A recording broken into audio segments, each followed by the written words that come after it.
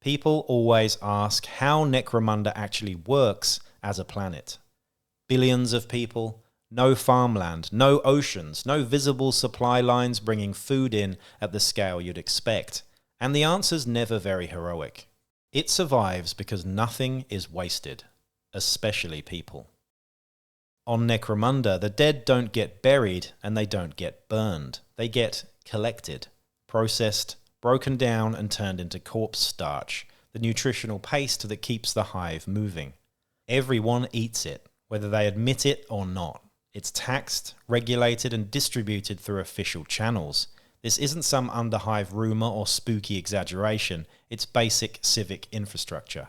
The organisation responsible for all of that is the Corpse Guild, one of the officially sanctioned merchant guilds operating under House Helmore. Their job isn't glamorous, but it is essential. Collect the dead, process the dead, make sure the dead keep the living alive. Which does admittedly make Necromunda a bit of a nightmare for vegans, although, given the Imperium's definition of ethical sourcing, I'm not sure that conversation lasts very long. Corpse Guild workers, often just called corpse grinders, aren't cultists. That's important. They're not praying to anything. They're not muttering litanies or daubing symbols on the walls. They're industrial labourers doing one of the worst jobs imaginable. They don't eat people, they process people. And the distinction matters, at least legally. Bodies are logged and weighed, broken down into usable components and rendered into something that can be stored, shipped and eaten. The guild goes out of its way to remove any sense of individuality from the process. Workers are trained to stop seeing bodies as bodies at all. Limbs aren't limbs, they're yield, mass, units on a ledger.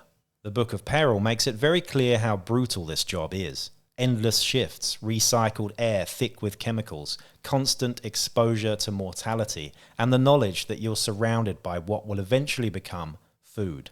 Maybe your food, possibly very soon. It's a system that works, but only just. And it works by grinding down the people inside it as much as the bodies on the line. Eventually, someone breaks. Corpse grinder cults don't appear overnight. There's no big moment where someone declares a cult and hands out matching aprons. It starts quietly, with a thought no one is meant to have. If corpse starch is fine, why does it matter when the body's processed? That is the crack in the wall. Processed flesh is legal, fresh flesh isn't. And when someone crosses that line, whether out of hunger, curiosity, resentment or simple madness, it rewires how they see everything else. Corpse starch starts to feel thin, empty, like it's missing something. Fresh meat feels real, powerful, honest, which is a horrifying thought, but also one that makes for an uncomfortable amount of sense if you've spent your entire life eating recycled paste and watching bodies go by on a conveyor belt. Before long, safety procedures become rituals, cutting tools become sacred, and the line between work and murder disappears entirely. Most Corpse Guild workers never get anywhere near this point. They go home, drink themselves numb and try not to think about tomorrow. The ones who fall into it, though, don't half commit. They plunge straight through the floor. What makes corpse grinder cults genuinely unsettling is how long they can operate without anyone noticing. They don't dress like cultists, they don't act like cultists, they clock in on time. The warning signs are boring. A few bodies go missing, weights don't quite match the manifests, processing runs fall behind schedule. Nearby habs start complaining about food shortages, which on Necromunda happens all the time anyway. Administratum clerks assume paperwork errors. Guild overseers blame transport delays. House Helmore blames literally anyone else. No one connects the dots because everyone is already stretched too thin. By the time the enforcers realize something is seriously wrong, the cult has usually been active for a while. They've armed themselves with industrial tools, mapped out where people can disappear without notice, and picked victims no one's going to come looking for. On Necromunda, problems don't get addressed early, they get addressed when they're loud. Corpse grinder cults are tied to chaos, particularly Khorne, but not in the way most people imagine. These aren't robed zealots knowingly offering skulls to a dark god. Most of them don't even know or understand exactly what the warp is, or even if it exists. They start with hunger and violence, not theology. Flesh becomes sacred, blood becomes meaningful, slaughter becomes something that feels right in a way nothing else does anymore. Some cults talk about the Red Feast, others don't put words to it at all. A few attract demonic attention, things like the Lord of Skin and Sinew. But even then, they don't see it as chaos, they see it as confirmation. Khorne doesn't need worship, he notices patterns, and turning a processing plant into a slaughterhouse with extra steps is exactly the kind of thing that gets noticed.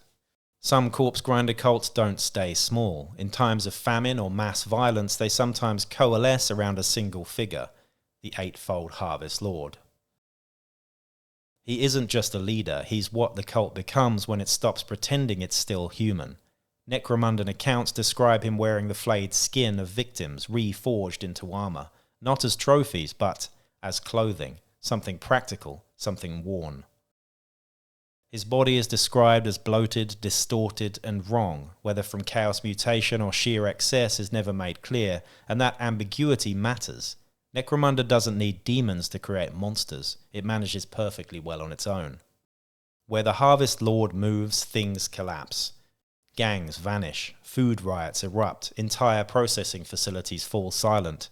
He doesn't take territory, he strips it bare. And when he leaves, there's nothing left to eat.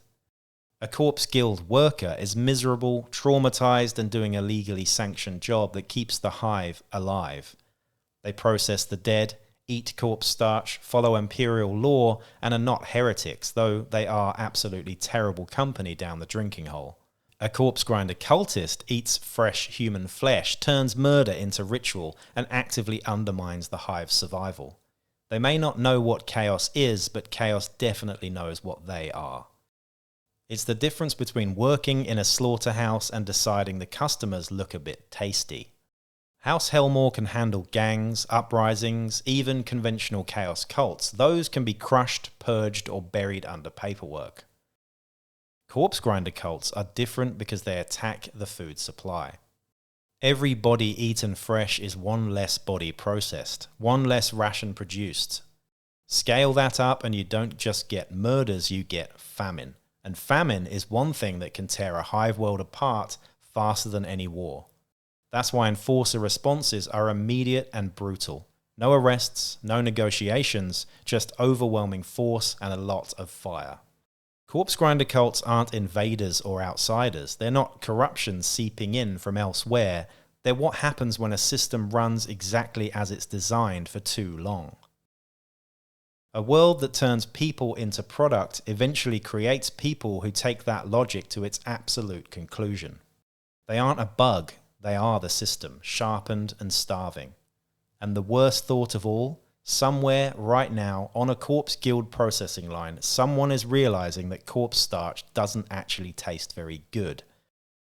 And they're wondering what fresh might be like. Which is why on Necromunda, you don't really want to ask what's for dinner.